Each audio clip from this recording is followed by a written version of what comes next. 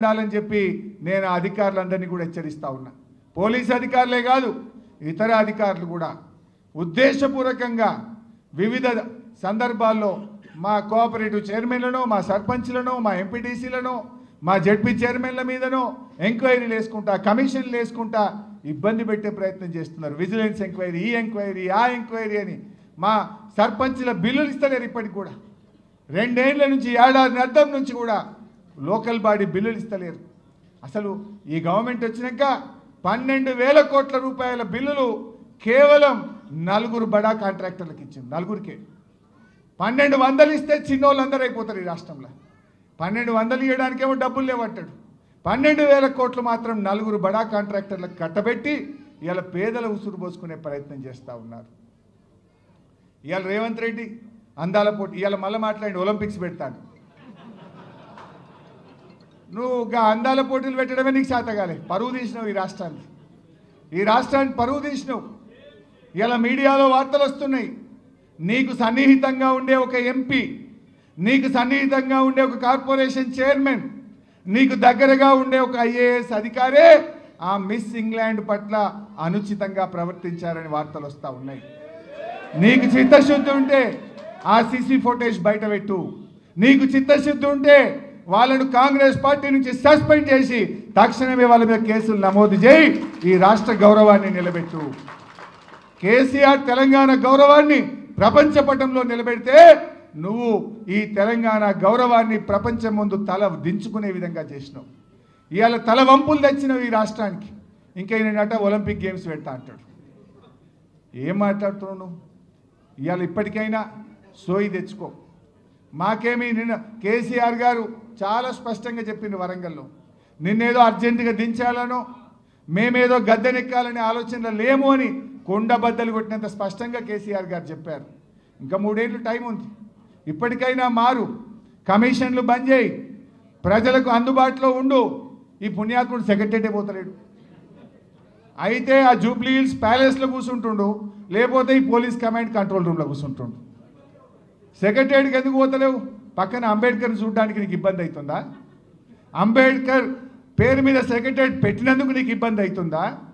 ఎందుకు పోతలేవు సెక్రటరీకి అని నేను అడుగుతా ఉన్నా. ఇవాళ నువ్వు కేసీఆర్ ఆనవాళ్ళు తీసేస్తా అంటివి. ఏం తీసినావు నువ్వు? ఇలా ప్రపంచ అందాల పోటీలు నిర్వహిస్తే ఏం చూపించినావు వాళ్ళకు? సెక్రటరీ చూపించినావు, యాదాద్రి దేవాలయం చూపించినావు, పోలీస్ కమాండ్ కంట్రోల్ రూమ్ చూపించినావు, బుద్ధ భవన్ చూపించినావు. ఏం చూపించినావు నువ్వు? కేసీఆర్ ఆనవాళ్ళను నువ్వు కాదు, నీ తాత జేజమ్మలు వచ్చిన రేవంత్ రెడ్డి తొలగించలేవు. ఈ భూమి ఉన్నంతకాలం, తెలంగాణ రాష్ట్రం ఉన్నంతకాలం కేసీఆర్ పేరుంటుంది, BRS పార్టీ ఉంటుంది అని చెప్పి నేను మనవి చేస్తా ఉన్నా. ఎవడోడో ఏదో మాట్లాడచ్చు. ఎవరు ఇవన్నీ చెరిపేస్తే జరిగే ఇవి సత్యాలు, చరిత్ర పుటల్లో నిలిచిపోయే అంశాలు ఇవి. ఏ ఒక్కరు తీసేటి కావు. ఎన్నో గొప్ప కార్యక్రమాలు జరిగినాయి. ఇప్పటికైనా 3 ఏళ్ళు నిజాయితీగా పాలించు, ప్రజా సమస్యలు పట్టించుకో, ప్రజల పక్షాన నిలబడు. చరిత్ర పుటల్లో ఒక చరిత్రహీనుడుగా మిగిలిపోకు. ఇప్పటికైతే నువ్వు తెలంగాణ ద్రోహివే. అదైతే నీకు జీవితంలో పోదు.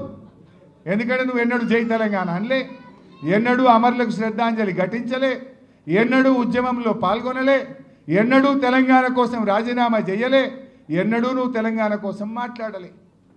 నువ్వు ఉల్టా ఉద్యమకారుల మీద తుపాకీ గురిపెట్టిన తెలంగాణ ద్రోహివి. అది మాత్రం నువ్వు చెరిపేసుకోలేవు. తెలంగాణ ద్రోహిలో లిస్టులో రేవంత్ రెడ్డి పేరు కూడా ఉంటుంది గ్యారంటీగా. కానీ చరిత్రహీనుడిగా మిగులుతావు. ముఖ్యమంత్రిగా ఈ రాష్ట్రానికి అన్యాయం చేయకు, రాష్ట్ర ప్రజలు తలదించుకునే విధంగా చేయకు. అందాల పోటీల నిర్వహణలో రాష్ట్రానికి పరువు తీసినవు. పక్క రాష్ట్రం కృష్ణా నదిలో అధిక నీళ్లు వాడితే ఆపలేక నువ్వు మరి నీ గురువుకు దాసోహమైనవు. ఇప్పుడు గోదావరి మీద బనకచెర్ల ప్రాజెక్టు కడితే మళ్ళొక్కసారి తెలంగాణకు అన్యాయం జరగబోతా ఉంది. పోరాడతావా? పోరాడు. అఖిలపక్ష సమావేశం పెట్టు, అసెంబ్లీ సమావేశాల్ని వెంటనే పెట్టి దాని మీద చర్చ పెట్టు. ఢిల్లీకి ప్రధానమంత్రి దగ్గరికి పోదాం, పోరాటం చేద్దాం. అవసరమైతే ఢిల్లీలో ధర్నా చేయడానికైనా నీ వెంట రావడానికి బీఆర్ఎస్ పార్టీ సిద్ధం. నువ్వు ధైర్యంగా ఉన్నవా, నిజాయితీగా ఉన్నవా, రాష్ట్ర ప్రయోజనాలు కాపాడవా ఈ ప్రజలు గమనిస్తూ ఉన్నారు. నువ్వు చేయకపోయినా బీఆర్ఎస్ పోరాడుతుంది. మాకు బాధ్యత ఉంది. చావు నోట్లో తలబెట్టి తెలంగాణ తెచ్చిన కేసీఆర్ నిర్మించిన పార్టీ ఇది. ఇక్కడ ఉన్న బిడ్డలు తెలంగాణ ఉద్యమకారులు, తెలంగాణ కోసం జైళ్లలో ఉండి తెలంగాణ సాధించిన బిడ్డలు ఈ పార్టీలో ఉన్నారు. అందువల్ల మేము ఏ పోరాటానికైనా సిద్ధపడతాం. మాకు అధికారం ముఖ్యం కాదు, ఈ రాష్ట్రం ముఖ్యం, రాష్ట్ర ప్రయోజనాలు ముఖ్యం కనుక తప్పకుండా మేము పోరాడతాం. నువ్వు పోరాడకపోతే ఇవాళ మా సవితక్క కూడా మాట్లాడుతూ చెప్పిండ్రు, నిజంగా అక్క మేము ఎప్పుడు పోయినా హోంమంత్రిగా ఉండేది, మమ్మల్ని మాత్రం చాలా ప్రేమగా చూసుకునేది, వీలైనంత వరకు మీరు జాగ్రత్త అని మాకు చెప్పేది. కానీ నేను ఒక విషయం నిజాయితీగా చెప్తున్నా, ఉద్యమంలో ఆ రోజు మమ్మల్ని అరెస్ట్ చేస్తే ఇంత భోజనం పెడుతురు, 5 గంటలకల్లా పంపిద్దరు. కానీ ఇలా రేవంత్ రెడ్డి లెక్క దొంగరాత్రి 12 గంటలకు వచ్చి ఎత్తుకపోవడు, 2 గంటలకు వచ్చి ఎత్తుకపోవడు మాత్రం ఆ రోజు లేదు. ఆడవిల్లలు ఎత్తుకపోయింది కదా మొన్న జర్నలిస్ట్ను, దొంగరాత్రి 2 గంటలకు 3 గంటలకు వచ్చి ఎత్తుకపోవడు. ఆనాడు మేము ఎంత పోరాటం చేద్దాం, అరే దేనికి వెనకకు పోకపోదు, పడవెక్కి కూడా హుస్సేన్ సాగర్ ఎక్కిన ఆ రోజు. మేము రేపు పోరాటం ఉందంటే కూడా పొద్దుగాల 6 గంటలకు వచ్చి పట్టుకపోయేది, కానీ 8 గంటలకు వచ్చి పట్టుకపోయేది తప్ప ఈ రేవంత్ రెడ్డి లెక్క 12 గంటలకు రాత్రి అయితే పట్టుకపోలే ఆ రోజు. ఆనాడు సీమాంధ్ర ప్రభుత్వం ఉన్న సబితక్క లాంటి తెలంగాణ బిడ్డ ఉన్నది కనుక ఆ రోజు మాకు ధైర్యం ఉండేది, అట్లా చూసుకున్నటువంటి పరిస్థితులు ఉన్నాయి. అందుకే ఇవాళ ఆలోచన చేయాలి. ఇవాళ రాష్ట్రంలో లా అండ్ ఆర్డర్ మొత్తం కూడా నిజంగా ప్రజల కోసం పనిచేస్తలేదు. ప్రతిపక్షాల మీద కేసులు పెట్టుడు, బీఆర్ఎస్ కార్యకర్తల్ని వేధించుడు, మమ్మల్ని తిప్పల పెట్టడం మీదనే తప్ప ఎక్కడన్నా ఒక్క దాంట్లో ఇవాళ ప్రజల కోసం పనిచేస్తుండ్రా? రేవంత్ రెడ్డి వచ్చినాక లా అండ్ ఆర్డర్ పడిపోయింది. ఈ రాష్ట్రంలో కేసులు పెరిగినాయి, కేసుల సంఖ్య 30% పెరిగింది. ఇవాళ ఏ రంగంలో చూసినా అదే పరిస్థితి కనబడతా ఉంది. బట్ మనం ఇప్పుడు స్థానిక సంస్థల ఎన్నికలు వస్తాయంటున్నారు. నాకు తెలిసైతే ఆయనకు ధైర్యం లేదు, కానీ స్థానిక సంస్థల ఎన్నికలు వస్తే కూడా తప్పకుండా బీఆర్ఎస్ పార్టీ బ్రహ్మాండమైన ఫలితాలు సాధిస్తుంది. దానికోసం మన కార్యకర్తలు, కుటుంబ సభ్యులు అందరూ కూడా, బీఆర్ఎస్ కుటుంబ సభ్యులు సిద్ధంగా ఉందాం. రేపు ఎలాంటి స్థానిక సంస్థలు, మండల పరిషత్లు, జిల్లా పరిషత్లు, మున్సిపాలిటీలు ఏదొచ్చినా కూడా ఇలా ప్రజలు కాంగ్రెస్కు బుద్ధి చెప్పడానికి సిద్ధంగా ఉన్నారు. మనం కూడా సమాయత్తం కావాలని చెప్పి కోరుకుంటూ ఈ బీఆర్ఎస్ పార్టీ కేసీఆర్ గారి నాయకత్వంలో తెలంగాణ ప్రజల పక్షాన చివరి దాకా ఉంటుందని చెప్పి నేను మీ అందరికీ మనవి చేస్తూ, ఇక సరేలే చాలా లేట్ అయిందని మా వాళ్ళు లేస్తుండ్రు, లగచర్లో ఉన్నది, ధాన్యం సేకరణ ఉన్నది, ఇంకా చాలా విషయాలు ఉన్నాయి. కానీ నేను వాటిల్లోకి పోకుండా మీ అందరికీ శుభాకాంక్షలు.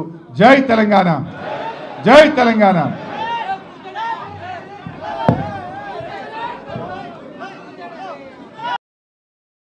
కొత్త రాష్ట్రాలు ఏర్పాటు చేసింది.